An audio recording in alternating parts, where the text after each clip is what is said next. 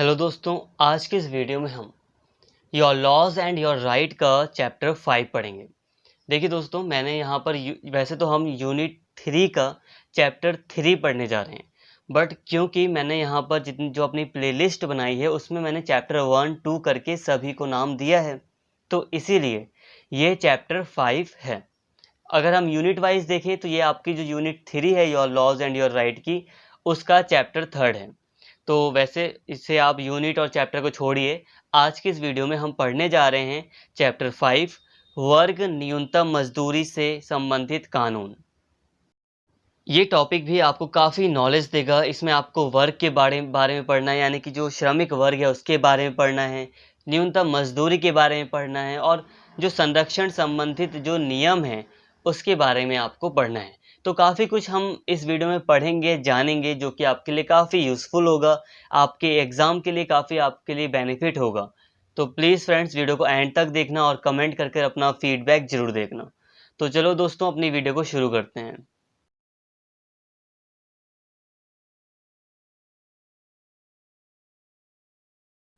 औद्योगिक क्रांति ने मजदूरी पर निर्भर रहने वाले श्रमिक वर्ग को जन्म दिया। पश्चिमी देशों में उद्योगों में कार्य करने वाले श्रमिकों का एक स्थायी वर्ग होता है, जिसका कृषि आदि से कोई संबंध नहीं रहता। लेकिन भारत में ये स्थिति नहीं है। यहाँ स्थायी औद्योगिक श्रमिक वर्ग का बहुत लंबे समय तक अभाव रहा है, कमी रही है। आज भी यह श्रमिक वर्ग ग्रामीण क्षेत्रों से ही शहरों में कार्य करने आते हैं। यथाशीघ्र अवसर मिलने पर ये गांव को लौट भी जाते हैं। जैसे अवसर मिलता है ये गांव को भी लौट जाते हैं। इनमें से अधिकांश मजदूरों का कृषि से प्रत्यक्ष या परोक्ष रूप से संबंध बना रहता है। इस प्रकार आज भी भारत में पश्चिमी देशों की तरह औद्योगिक श्रमिकों का एक स्थायी वर्ग तैयार नहीं हो पाया है। तो सबसे पहले हम वर्ग को समझ रहे हैं, क्लास को समझ रहे हैं श्रमिकों की। तो दोस्तों, अगर हम बात करते हैं वेस्टर्न कंट्री की, जो पश्चिमी यूरोपीय जो देश हैं, जैसे कि इंग्लैंड, फ्रांस, इसके अलावा यूएसए, अमेरिका वगैरह जो है, तो यहाँ पर जो ये जो कंट्रीज़ हैं, जो ये वेस्टर्न कंट्रीज़ हैं, यहाँ पर हमें एक स्थायी औद्योगिक श्रमिक देखने को मिलता है। यहाँ पे ऐसे लेबर देखने को मिलते हैं जो कि स्थायी हैं, परमानेंट हैं। मतलब वो जो श्रमिक हैं वो परमानेंट हैं। बट भारत में अभी तक परमानेंट स्थायी औद्योगिक श्रमिक अस्तित्व में नहीं आया है। वेस्टर्न कंट्रीज़ में औद्योगिक क्रांति के बाद जो श्रमिक वर्ग आया, वो एक स्थायी श्रमिक वर्ग के रूप में आज के टाइम पर हमें दिखाई देता है। वहाँ का जो श्रमिक वर्ग है उसको कृषि से मतलब नहीं है, फार्मिंग से मतलब नहीं है। अगर वो लेबर है, श्रमिक है, तो वो इंडस्ट्री में ही काम करता है और वो स्थायी है। बट भारत में ऐसा नहीं है। भारत में अभी तक स्थायी औद्योगिक श्रमिक वर्ग उभर कर नहीं आया है। भारत में जो श्रमिक हैं वो अभी भी दूसरे इलाकों से, जैसे कि गांव हो गया या दूसरे शहर हो गए, वहां से काम करने दूर दूर आ रहे हैं, दूर दूर जा रहे हैं। मतलब कि वो स्थायी रूप से एक जहाँ पर वो काम करते हैं वहाँ पर वो नहीं रह रहे, वहाँ के वो स्थायी श्रमिक नहीं हैं। जैसे कि गांव के बहुत सारे श्रमिक शहरों में आकर काम करते हैं और जब उनका काम पूरा हो जाता है या जब उनको लगता है कि अब वहाँ पर अब शहर में उनके लिए काम नहीं है, तो वो वापस गाँव को लौट जाते हैं। तो इस तरह साफ साफ यहाँ पर दिखाई दे रहा है कि भारत में स्थायी श्रमिकों का अभाव बना हुआ है। अभी हमने लॉकडाउन में देखा था। लॉकडाउन में क्या हुआ, जो श्रमिक वर्ग था वो वापस गांव की ओर लौट रहा था, अपने घर लौट रहा था। इसका मतलब क्या है कि भारत में एक स्थायी औद्योगिक श्रमिक है ही नहीं, और श्रमिक जो है, जो लेबर है, उसके पास इतनी पावर है ही नहीं, वो इतना कैपेबल नहीं है कि वो शहर में ही रहकर या जहाँ वो काम करता है वहीं रहकर अपना पूरा गुजारा कर पाए। इससे आपको समझ में आ रहा होगा कि भारत में एक परमानेंट इंडस्ट्रियलिस्ट लेबर की कमी है, वर्कर्स की जो कमी है। दूसरी तरफ जो वेस्टर्न कंट्रीज़ हैं वहाँ पर ऐसा नहीं है। वहाँ पर स्थायी वर्कर्स हैं, वहाँ पर परमानेंट वर्कर्स हैं। उनका काम यही है कि वो इंडस्ट्री में काम करते हैं। उनका अपना जो यूनियन होता है वो काफ़ी मजबूत होता है। तो यहाँ तक आपको समझ में आया होगा। भारतीय अर्थव्यवस्था संगठित व असंगठित क्षेत्रों में विभाजित है। असंगठित क्षेत्र बहुत बड़ा है। संपूर्ण कृषि क्षेत्र असंगठित में ही शामिल है। इसके अलावा अधिकतर खनन, विनिर्माण, निर्माण, परिवहन व संचार, सामाजिक व व्यक्तिगत सेवाएं असंगठित क्षेत्र का ही हिस्सा हैं। मोटे तौर पर संगठित क्षेत्र विनिर्माण, बिजली, परिवहन तथा वित्तीय सेवाओं तक सीमित है। यहाँ संगठित क्षेत्र में केवल 6 से 8% लोग कार्यरत हैं, वहीं 92 से 94% लोग असंगठित क्षेत्रों का हिस्सा हैं। अब देखिए दोस्तों, भारत की जो अर्थव्यवस्था है उसको असंगठित और संगठित के आधार पर बांटा जाता है। संगठित का मतलब होता है ऑर्गेनाइज्ड सेक्टर, जिसमें काम करने की दशाएं बहुत अच्छी होती हैं। जो कर्मचारी होता है, वर्कर होता है, उसको बहुत सारी सुविधाएं मिलती हैं, एक अच्छा पैसा मिलता है, पेंशन भी मिलती है, छुट्टियां भी मिलती हैं। वो होता है संगठित क्षेत्र।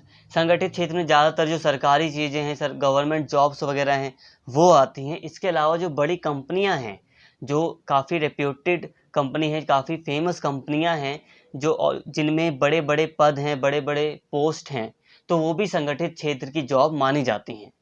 बट भारत में ज़्यादातर जो लोग हैं वो असंगठित क्षेत्रों में काम करते हैं। असंगठित का मतलब होता है जैसे कि डेली का काम करते हैं, उनका काम कोई कंफर्म काम नहीं है, परमानेंट नहीं है, उन्हें कभी भी काम से निकाला जा सकता है। वो जैसे कि बहुत सारे जो मजदूर वर्ग हो गया, जैसे कि रेहड़ी पटरी वाले लोग हो गए, जो रेहड़ी पे सब्जियां वगैरह बेचते हैं, ऑटो रिक्शा वगैरह जो चलाते हैं, तो ये सब जो नॉर्मली जो लोग हैं वो असंगठित क्षेत्र में काम करते हैं, असंगठित क्षेत्र के लोग माने जाते हैं।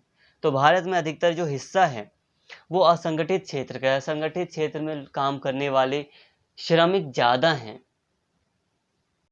तो यहाँ पर हमने वर्ग को समझा, एक क्लास को समझ लिया, मतलब हमने यहाँ पर श्रमिक वर्ग को समझा। तो भारत में श्रमिक वर्ग को आपने समझ लिया कि भारत में एक स्थायी औद्योगिक श्रमिकों का अभाव है, और भारत में ज़्यादातर जो श्रमिक वर्ग है वो असंगठित क्षेत्र में लगा हुआ है। यहाँ तक हमने बात कर ली और यहाँ तक आपको समझ भी आ गया होगा।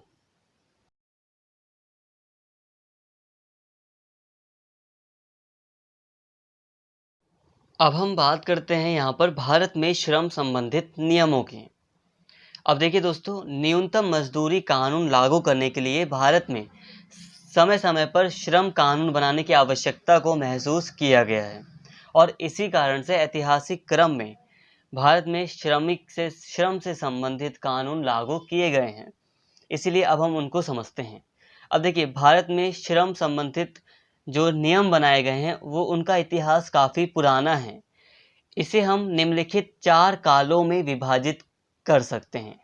4 कालों में, यानी कि 4 समय में हम नियमों को बांटकर समझ सकते हैं। पहला है 1881 से लेकर 1921 तक का काल, दूसरा है 1922 से लेकर 1924 तक, और तीसरा है 1935 से लेकर 1947 तक का समय, और चौथा है स्वतंत्रता प्राप्ति के बाद। तो फ्रेंड्स, यहाँ पर हमने भारत में जो श्रम कानून बनाए गए थे उसको 4 कालों में बांट दिया है, 4 समय में बांट दिया है। इन चारों समय में कानून बनाए गए हैं। अब इसको थोड़ा सा समझ लेते हैं। देखिए, 1881 से लेकर 1921 तक के काल में श्रम से जो संबंधित कानून बनाए जाते थे, नियम बनाए जाते थे, वो विशेष उद्योगों के संबंध में ही बनाए जाते थे, जैसे कारखाना, खान तथा बागान आदि। अब देखिए दोस्तों, उस समय हमारा देश गुलाम ही था, तो उस समय 1881 के बाद से 1921 तक के समय के बीच में कुछ विशेष उद्योगों के लिए, कुछ स्पेशल जो उद्योग थे, जैसे कि कारखाना हो गया, कोई बड़ा कारखाना, तो उसके लिए नियम बनाया जाता था। जो कोई खान हो गई, खान समझ रहे हैं जहाँ पर खुदाई की जाती है, कोयला वगैरह की खान हो गई, या किसी भी चीज़ की खान, ठीक है। इसके अलावा बागान, तो ये जो कुछ स्पेशल उद्योग थे जो बहुत ज़्यादा इम्पॉर्टेंट थे, जहाँ पर श्रमिकों का ज़्यादा शोषण होता था, तो ऐसी जगहों के लिए श्रम कानून बनाए गए थे, वो भी 1881 के बाद से। इसके बाद आता है 1922 से लेकर 1934 तक का समय। तो इस बीच 1922 का कारखाना अधिनियम बनाया गया, मतलब 1922 से 1934 तक के बीच में एक 1922 का कारखाना अधिनियम बनाया गया था। इसके अलावा 1926 में औद्योगिक संघर्ष अधिनियम भी ब्रिटिश सरकार द्वारा पारित किया गया था। इस अवधि में प्रांतीय सरकारों द्वारा भी बहुत से अधिनियम बनाए गए, जिसमें बम्बई व अन्य कई राज्यों के मातृत्व लाभ अधिनियम विशेष रूप से उल्लेखनीय हैं। अब कई प्रांतीय सरकारें भी थी भारत में। जब ब्रिटिशों का राज था तब प्रांतीय सरकारें, राज्य सरकारें भी थी, तो उन्होंने भी कई सारे नियम बनाए थे। इसके अलावा जो तीसरा समय है वो है 1935 से लेकर 1947 तक का समय। तो इसके दौरान भी भारतीय ब्रिटिश सरकार ने श्रमिकों के लिए कुछ अधिनियम पारित किए थे। विशेष रूप से खानों में कार्य करने वाले श्रमिकों की खराब स्थिति को देखते हुए अंतर्राष्ट्रीय श्रम सम्मेलन की सिफारिशों तथा देश के खान उद्योगों में बढ़ती श्रमिकों की संख्या की संख्या को दृष्टि में रखते हुए खान अधिनियम 1936, 1937, 1940 व 1946 में पुनः संशोधन किए गए। तो फ्रेंड्स, इस अवधि के दौरान भी खान अधिनियम वगैरह में कई संशोधन के माध्यम से श्रमिकों को, जो वर्कर्स थे, उनको कई सारे सुरक्षा प्रदान करने की कोशिश की गई थी। तो यहाँ पर हमने 3 फेसेस को समझ लिया, 3 समय कालों को समझ लिया। अब हम बात करते हैं कि स्वतंत्रता प्राप्ति के बाद मजदूरी अधिनियम से संबंधित कौन से अधिनियम सामने आए। श्रमिकों की सुरक्षा के लिए भारतीय सरकार ने क्या अधिनियम हमारे सामने रखे हैं। तो फ्रेंड्स, सबसे पहले हम देख लेते हैं भारत में जो भी अधिनियम बनाए गए थे, उन सभी अधिनियमों को देख लेते हैं, चाहे वो आज़ादी से पहले हो चाहे वो आज़ादी के बाद हो। तो सबसे पहले हम सारे के सारे अधिनियम को एक बार देख लेते हैं। तो भारत में श्रमिकों के कल्याण से संबंधित श्रम कानून, असंगठित क्षेत्र के श्रमिकों के लिए केंद्रीय कानून। तो देखिए, सबसे पहले कुछ सामान्य अधिनियम थे, कुछ सामान्य कानून थे। न्यूनतम मजदूरी अधिनियम 1948 हो गया एक। दूसरा हो गया समान पारिश्रमिक अधिनियम 1976। इसके अलावा बंधुआ मजदूर प्रणाली उन्मूलन अधिनियम 1976, जो कि बंधुआ मजदूरी पर रोक लगा रहा था। इसके अलावा बाल श्रम अधिनियम 1986, जिसमें जो बाल श्रम होता है, जो बच्चों से काम करवाया जाता है, उसका निषेध किया गया, उसको मनाही की गई। ठेका श्रमिक अधिनियम 1970। इसके अलावा अंतर्राज्यीय प्रवासी कार्मिक अधिनियम 1979। इसके साथ ही ट्रेड यूनियन अधिनियम 1926। अब 1926 का जो ये अधिनियम है वो औपनिवेशिक काल का है। राष्ट्रीय ग्रामीण रोजगार अधिनियम, गारंटी अधिनियम 2005, जो कि गारंटी देता है कि साल में एक व्यक्ति को, जो बेरोजगार है, उसे कम से कम 200 दिनों या जितने भी दिनों का प्रावधान है उतने दिनों तक का रोजगार मिले। इसके अलावा ये तो सामान्य अधिनियम हो गए जो सभी जगह लागू हो रहे थे, बट कुछ अधिनियम जैसे कि वर्गीय या व्यवसाय विशिष्ट का अधिनियम भी थे, जो किसी विशेष व्यवसाय पर लागू होते थे।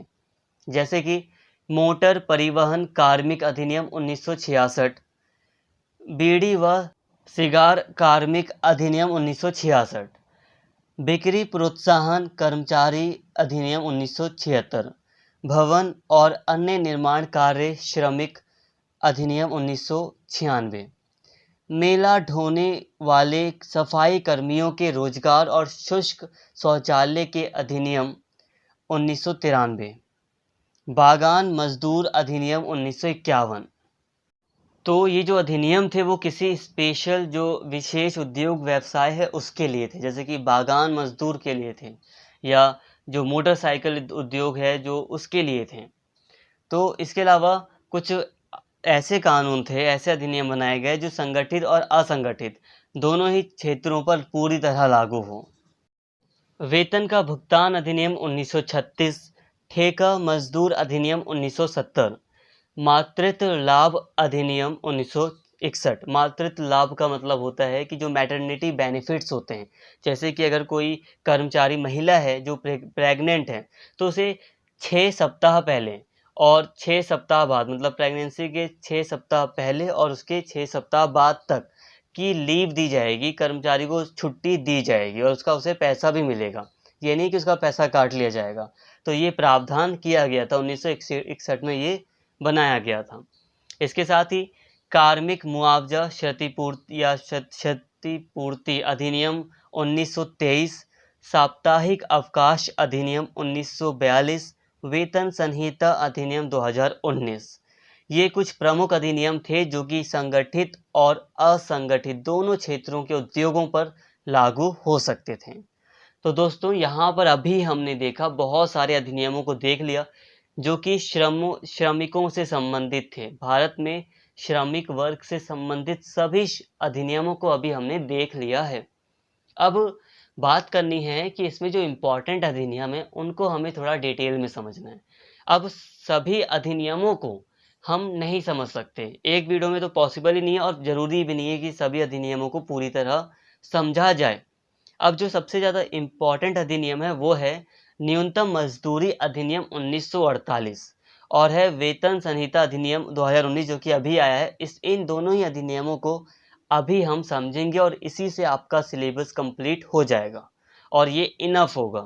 तो इन दोनों अधिनियमों को हमें समझना हमारे लिए बहुत ज़्यादा ज़रूरी है सिलेबस के अकॉर्डिंग, और वैसे भी हमें पता होना चाहिए।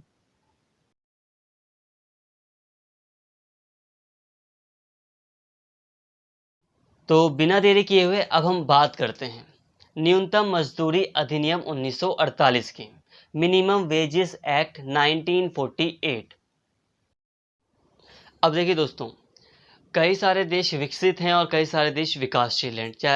चाहे कोई भी कंट्री डेवलप हो या कोई डेवलपिंग कंट्री हो, अब हर कंट्री में, विश्व के सभी देशों में ये बात स्वीकार की गई है कि समाज में जीवन का एक न्यूनतम स्तर सभी व्यक्तियों के लिए, सभी नागरिकों के लिए आवश्यक है।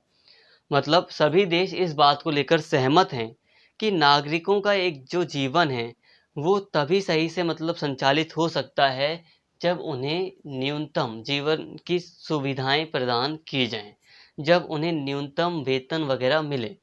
तो मतलब सभी चाहते हैं कि मजदूर वर्ग हो या श्रमिक वर्ग हो, जो भी है, सभी को एक न्यूनतम मजदूरी दर मिल सके। मतलब कि मजदूर के लिए मजदूरी कम से कम इतनी अवश्य होनी चाहिए जिससे कि मजदूर और परिवार के स्वास्थ्य, कार्यक्षमता और आत्म प्रतिष्ठा को कायम रखने के लिए वर्तमान मूल्य स्तर पर आवश्यकता अनुसार वस्तुएं प्राप्त हो सकें। तो फ्रेंड्स, मजदूर को मतलब एक अच्छा जीवन, एक इतना जीवन कि वो अपना जीवन और अपने परिवार का जीवन चला सके, अपनी कार्य क्षमता को बनाए रख सके, अपने आत्मसम्मान को बनाए रख सके, इतना उसे मतलब श्रम का इतना पैसा उसे मिलना चाहिए कम से कम। और इसी न्यूनतम मजदूरी के चलते कि कम से कम इतना पैसा तो मिलना ही चाहिए, इसके चलते कई सारे देशों ने न्यूनतम मजदूरी अधिनियम बनाया है। और उसी तरह भारत ने न्यूनतम मजदूरी अधिनियम 1948 को इसी कारण से बनाया ताकि भारतीय मजदूरों को कम से कम एक निश्चित पैसा मिल सके, ताकि जिससे वो अपना जीवन चला सकें। भारत में स्वतंत्रता प्राप्ति से पहले न्यूनतम मजदूरी विधान यानी कि कानून पर कोई खास ध्यान नहीं दिया गया। 1948 में पहली बार न्यूनतम मजदूरी कानून यानी कि अधिनियम बना। इस अधिनियम के द्वारा केंद्रीय व राज्य सरकारों को कुछ विशेष उद्योगों में जहां श्रमिकों का शोषण अथवा उसकी संभावना अधिक है, न्यूनतम मजदूरी निश्चित करने का अधिकार दिया गया है।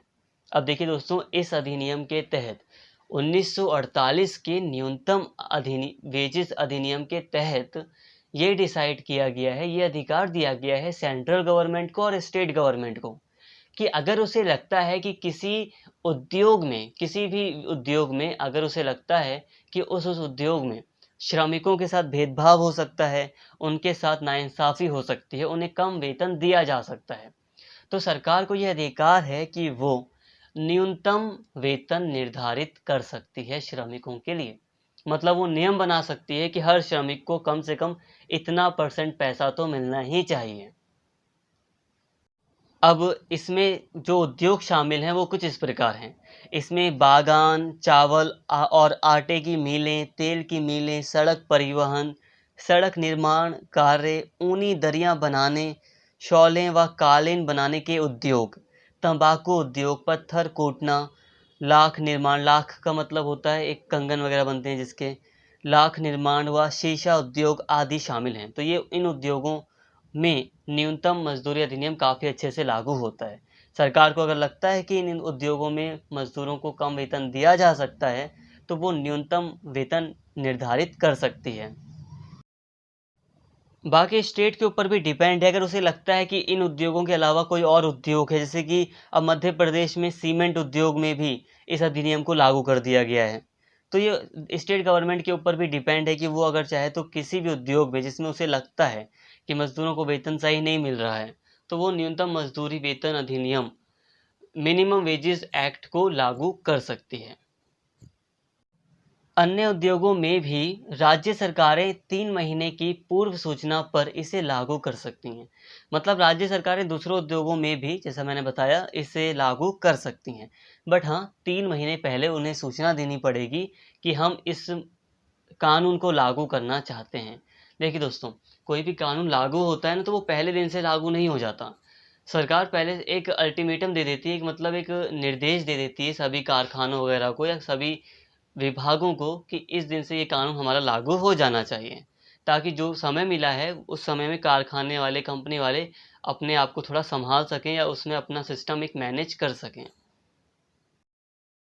इस एक्ट के अंतर्गत कृषि को भी लाया गया है, जिसमें कुछ राज्यों द्वारा यह आंशिक रूप से लागू भी किया गया है।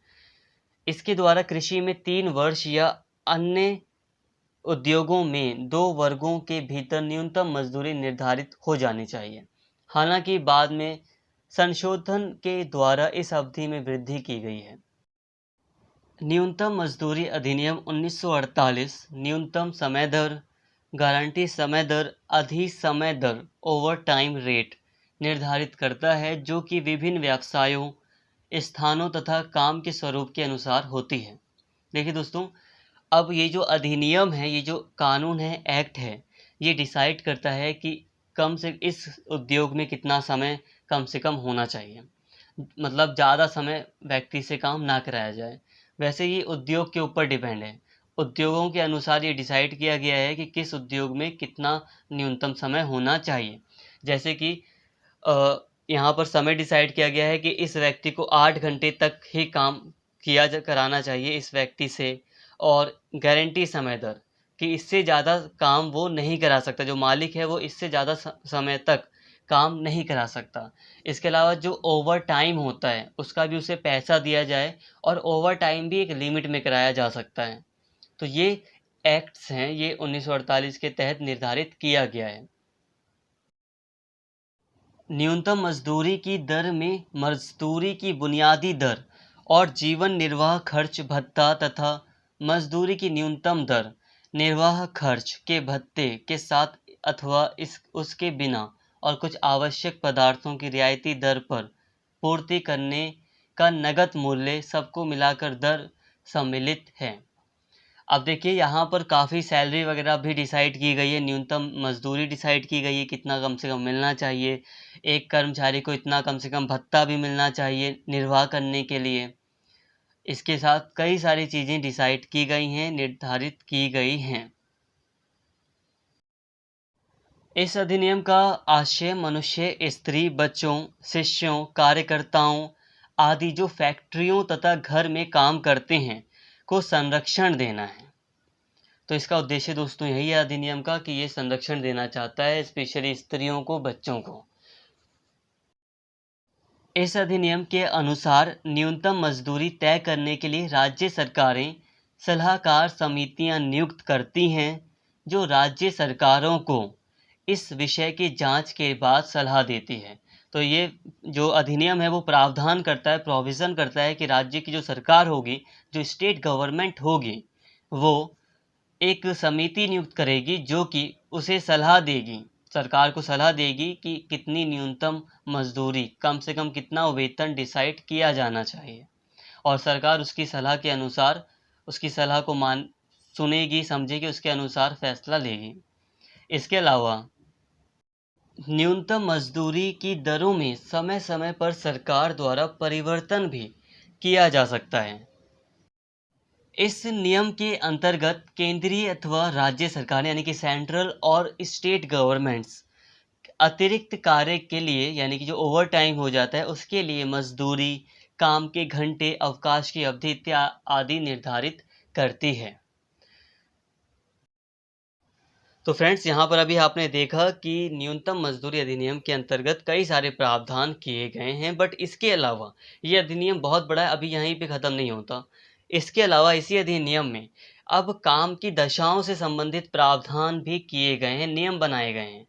फैक्ट्री में कार्य की दशाओं का नियमन, यानी कि कार्य की दशा कंडीशन कौन सी होगी, कैसा माहौल होगा, उस नियमन 1948 के फैक्ट्री अधिनियम के द्वारा होता है। इसी अधिनियम के द्वारा तय किया गया है कि क्या दशा होगी जिसमें कोई व्यक्ति काम करेगा, श्रमिक काम करेगा। इस अधिनियम के अंतर्गत निम्न व्यवस्थाएं की गई हैं। पहला है कि फैक्ट्री में सप्ताह में काम के 48 घंटे होने चाहिए। 48 घंटे से ज़्यादा एक हफ्ते में काम ना लिया जाए व्यक्ति से, ये प्रावधान किया गया है। 48 घंटे का मतलब ये हुआ कि 8 6 48, तो मतलब कि 6 दिन ही काम हो, एक दिन छुट्टी हो सकती है। और अगर छुट्टी भी नहीं भी दे रहा तो तब भी 48 घंटे से काम ज़्यादा ना हो। इसके साथ ही 14 वर्ष से कम आयु के बच्चों को फैक्ट्री में काम पर रखना गैर कानूनी है। फैक्ट्री अधिनियम श्रमिकों के कल्याण तथा उनकी सुरक्षा के अतिरिक्त फैक्ट्री की इमारत में प्रकाश, हवा, स्वच्छता आदि की व्यवस्थाओं को अनिवार्य ठहराता है। मतलब कि फैक्ट्री में साफ सफाई होनी चाहिए। इसके साथ ही जिन कारखानों में 250 से अधिक श्रमिक कार्य करते हैं, वहां पर श्रमिकों के लिए कैंटीन की व्यवस्था आवश्यक है, ये प्रावधान करता है। इसके अलावा कारखानों व मिलों में नहाने तथा वस्त्र सुखा सकने की सुविधा, विश्राम गृह, प्राथमिक चिकित्सा आदि का होना आवश्यक है। मतलब जो कारखाने हैं, मिल हैं बड़ी बड़ी, वहाँ पर नहाने की सुविधा होनी चाहिए, वस्त्र सुखा सकने की भी सुविधा हो, थोड़ा रेस्ट करने के लिए भी थोड़ी सी सुविधा हो, और जो प्राथमिक चिकित्सा होती है, फर्स्ट एड, यानी कि जो किसी की चोट वगैरह लग जाए तो उसकी पहली सहायता के लिए कुछ उपकरण होने चाहिए, दवाई वगैरह होनी चाहिए। स्त्री श्रमिकों की संख्या 50 से अधिक होने पर शिशु पालन गृह की व्यवस्था हो। तो फ्रेंड्स, इस तरह हम देखते हैं कि 1948 के मिनिमम वेजेस एक्ट में श्रमिकों के लिए काफ़ी प्रावधान किए गए हैं, उनको काफ़ी संरक्षण दिया गया है, उनके लिए काफ़ी काम करने की दशाएं तय की गई हैं, काफ़ी कुछ तय किया गया है। बट इसमें मेन चीज़ क्या थी कि न्यूनतम मजदूरी तय की गई है। इस एक्ट का मेन मतलब ही यही है कि इसमें वेज, मतलब कि जो वेतन होता है, तनख्वाह होती है जो, उसको डिसाइड करने का प्रावधान किया गया है, जो कि बहुत ज़रूरी था। अधिनियमों की इन व्यवस्थाओं के साथ साथ श्रमिकों से संबंधित अनेक अधिनियम भारतीय संविधान के अनुच्छेद 41, 42, 43 व 43 का आदि को लागू करने के उद्देश्य से बनाए गए हैं। इनके उदाहरण हैं न्यूनतम मजदूरी अधिनियम, कारखाना अधिनियम, कर्मकार प्रतिकार अधिनियम, प्रसुविधा अधिनियम आदि। तो देखिए दोस्तों, ये अधिनियम तो मतलब सुरक्षा प्रदान कर रहे हैं, बट भारतीय संविधान के अनुच्छेद 41, 42, 43 व 43 का में ये प्रावधान किया गया है कि श्रमिकों को सुरक्षा प्रदान की जाए, उनके लिए काम किया जाए। ये जो राज्य का नीति निदेशक तत्व है, उसमें ये अनुच्छेद शामिल हैं, और इन अनुच्छेदों के सहारे ही सरकार अधिनियम बना पाती है। एक बात आप ध्यान रखना, अगर सरकार न्यूनतम वेजेस का जो अधिनियम है वो बना रही है, तो कोई भी बोल सकता है कि आप कौन होते हैं कि आप क्यों डिसाइड कर रहे हैं मजदूरों का न्यूनतम वेतन। तो सरकार कहती है कि हमारे अनुच्छेद, संविधान में लिखा है, संविधान के अनुच्छेद 41, 42, 43 में जाके देख लो, वहाँ पर लिखा है, उसमें साफ तौर पर कहा गया है कि जो सरकार होगी वो श्रमिकों के उत्थान के लिए काम करेगी। तो उसी के बेस पर ये अधिनियम बनाए जाते हैं। तो भारतीय संविधान के कई अनुच्छेद हैं जो श्रमिकों की भलाई के लिए, उनके लिए कई सारे प्रावधान करते हैं। अधिनियमों की इन व्यवस्थाओं से लगता है कि भारत में फैक्ट्री मालिकों के शोषण से श्रमिकों को बचाने के लिए पर्याप्त व्यवस्था की गई है, परंतु वास्तविकता यह है कि प्रायः न्यूनतम मजदूरी इतनी कम रहती है कि श्रमिकों का जीवन निर्वाह का स्तर ऊंचा हो ही नहीं पाता। न्यूनतम मजदूरी अधिनियम 1948 वास्तव में प्रशंसनीय है, लेकिन इसका क्षेत्र संकीर्ण है। बड़े पैमाने के उद्योगों में भी मजदूरी की दर अनिश्चित रहती है। साथ ही इस अधिनियम में न्यूनतम मजदूरी तय करने के लिए जिस मशीनरी की व्यवस्था की गई है वह भी संतोषजनक नहीं है। तो देखिए दोस्तों, वैसे तो अधिनियम बहुत बनाए गए हैं, काफ़ी कुछ श्रमिकों के लिए किया गया है, बट हकीकत ये है कि उनका जो न्यूनतम वेतन है वो बहुत कम है। अब सरकार बात तो करती है कि वो न्यूनतम वेतन डिसाइड कर रही है, बट जो वेतन है, न्यूनतम वेतन, वो बहुत ही कम होता है, जिसमें वो एक अच्छा जीवन, एक न्यूनतम जीवन भी नहीं बिता पाते हैं। वास्तव में इस अधिनियम में न्यूनतम मजदूरी की स्पष्ट व्याख्या करना अनिवार्य है। मिल मालिकों के लिए श्रमिकों की मजदूरी रोकना अवैध है, परंतु जो मिल मालिक ऐसा करते हैं उनके विरुद्ध सरकार द्वारा कोई कार्यवाही नहीं की जाती। अब देखिए, अधिनियम में तो काफ़ी कुछ लिखा गया है, बट जैसे कि अभी अधिनियम में लिखा है कि अगर कोई मिल मालिक श्रमिकों की मजदूरी रोकता है तो उसको दंड दिया जा सकता है, उसके ऊपर जुर्माना लग सकता है, काफ़ी कुछ प्रावधान किए गए हैं। बट ऐसा कोई केस अगर सामने आ भी जाता है तो कोई बड़ी कार्यवाही नहीं की जाती है। 1965 के बोनस भुगतान अधिनियम के अनुसार श्रमिकों को बोनस भी मिलना चाहिए। 1976 में समान प्रतिफल अधिनियम के अनुसार स्त्री पुरुषों की मजदूरी भी समान कर दी गई है। विकासशील देशों में आर्थिक विकास को स्थिरता तथा सामाजिक न्याय संहिता में लाने के लिए एक उपयुक्त मजदूरी नीति की आवश्यकता है। तो फ्रेंड्स, इतने सारे प्रावधान कर दिए गए हैं जो कि काफ़ी अच्छे प्रावधान हैं, बट फिर भी अभी और भी कार्य करने की ज़रूरत है।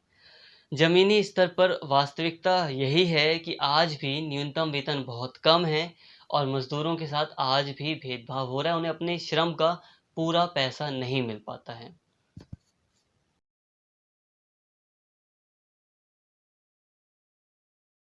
अब हम बात करते हैं वेतन संहिता अधिनियम 2019 की। दोस्तों, ये लास्ट अधिनियम है, इसकी बात करेंगे। ये भी एक इम्पॉर्टेंट और एक रिसेंट अधिनियम आया था 2019 का, इसकी अब हम बात करने जा रहे हैं। वेतन संहिता अधिनियम 2019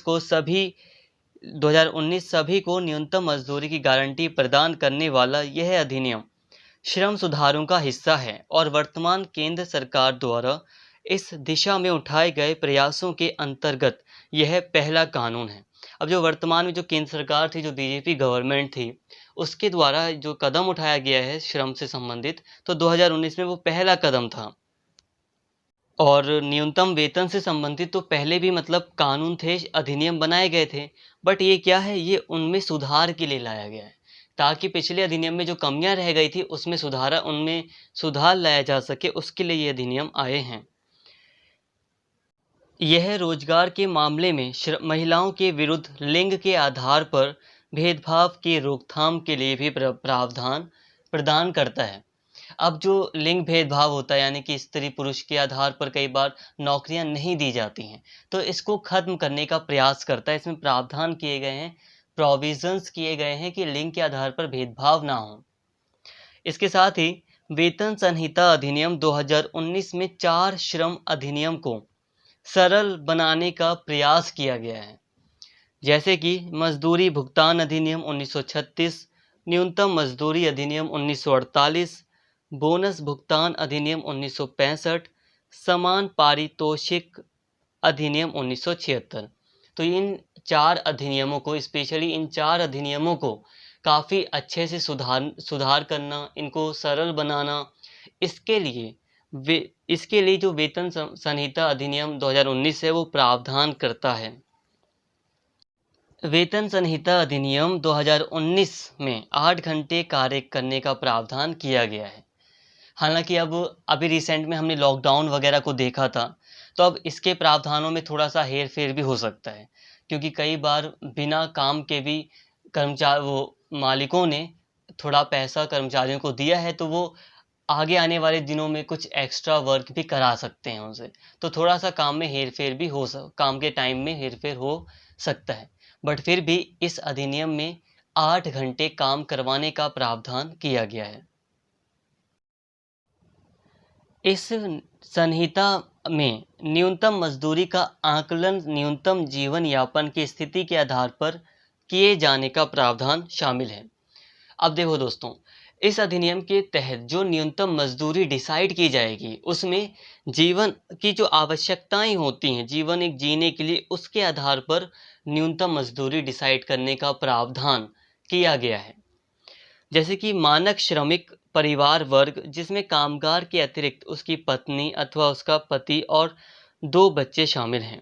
मतलब एक जो छोटा सा परिवार है, उसके परिवार को देखते हुए न्यूनतम मजदूरी डिसाइड की जाएगी। प्रतिदिन उपभोग इकाई हेतु 2700 कैलोरी की न्यूनतम आहार की खपत, कि मतलब उस व्यक्ति के पास 2700 कैलोरी का आहार उपलब्ध होना चाहिए कम से कम। मानक श्रमिक परिवार वर्ग द्वारा प्रति वर्ष, अब जो मानक जो श्रमिक है, जो मेन उसका जो परिवार है, छोटा परिवार है जो उसका, वो प्रति वर्ष का परिवार टोटली 66 मीटर कपड़े का प्रयोग कर सके, इतना उसको वेतन मिलना चाहिए। आवासीय किराया व्यय जो भोजन तथा वस्त्र व्यय का 10% होगा, मतलब जो खाने में जो खर्च आता है, कपड़े पहनने में जो खर्च आता है, उसका मिलाकर जो 10% होगा वो उसका किराया हो जाएगा, रहने का जो किराया होता है वो, तो उसे इतना पैसा मिले कि वो अपना किराया भी दे सकें। ईंधन, बिजली तथा व्यय की अन्य विविध वस्तुएं जो न्यूनतम मजदूरी का 20% होगा, मतलब जितना भी वो न्यूनतम मजदूरी है जो व्यय करता है वो उसका 20% ईंधन यानी कि तेल वगैरह में, गैस वगैरह पर और बिजली पर खर्च होगा। इसके अलावा बच्चों की शिक्षा पर व्यय खर्च, चिकित्सा आवश्यकताएं, मनोरंजन और अन्य आकस्मिक व्यय जो न्यूनतम मजदूरी का 25% होगा। तो दोस्तों, न्यूनतम मजदूरी अधिनियम जो ये 2019 का अधिनियम है, जो संहिता वेतन संहिता अधिनियम 2019 है, इसके तहत जीवन यापन की दशाओं के आधार पर न्यूनतम मजदूरी कम से कम वेतन डिसाइड करने का प्रावधान प्रोविजन किया गया है कि एक व्यक्ति के पास इतना पैसा होना चाहिए कि वो अपना खाना सही से खा सके और उसका 10% उसको एक्स्ट्रा मिले कि वो अपना किराया दे सके रहने का, वस्त्र उसकी फैमिली इतने वस्त्र, इतना कपड़ा वस्त्र पहन सके, उसके पास इतना खर्चा हो कि कभी इमरजेंसी में किसी की तबीयत खराब हो जाती है तो 25% उसका जो भी खर्च होता है उसका उसके पास एक्स्ट्रा होना चाहिए। तो टोटली यहाँ पर बात की गई है कि न्यूनतम मजदूरी को डिसाइड करने का प्रावधान काफ़ी अच्छे से इस अधिनियम में किया गया है 2019 वाले। तो फ्रेंड्स, यहाँ तक बातें आपको पूरी तरह समझ में आ गई होंगी। अधिनियम वगैरह हमने काफ़ी अच्छे से सब कुछ पढ़ लिया। वैसे श्रमिकों की हालत क्या है ये आप भी जानते हैं। ज़मीनी स्तर पर आज भी श्रमिकों का जो वेतन है वो न्यूनतम है, उसमें कहीं कोई ना कोई कमी तो है ही, तभी तो बहुत सारे श्रमिक वर्ग आज भी निम्न जीवन स्तर जीने पर मजबूर हैं और आज भी बेरोजगारी बढ़ रही है। तो ये सब एक काफ़ी मतलब एक बेकार स्थिति पैदा हो गई है कि मज़दूर कम पैसे में भी काम करने को तैयार हो जाते हैं। तो फ्रेंड्स, आज हमने काफ़ी कुछ अच्छे से डिस्कस कर लिया है, तो आज की इस वीडियो को हम यहीं पर स्टॉप करते हैं। तो फिलहाल आज की इस वीडियो में इतना ही, और अगर आपको वीडियो अच्छी लगी हो तो प्लीज़ चैनल को सब्सक्राइब कर लेना और इस वीडियो को ज़्यादा से ज़्यादा शेयर करना, लाइक करना और एक कमेंट करके अपना फीडबैक ज़रूर देना। Thank you.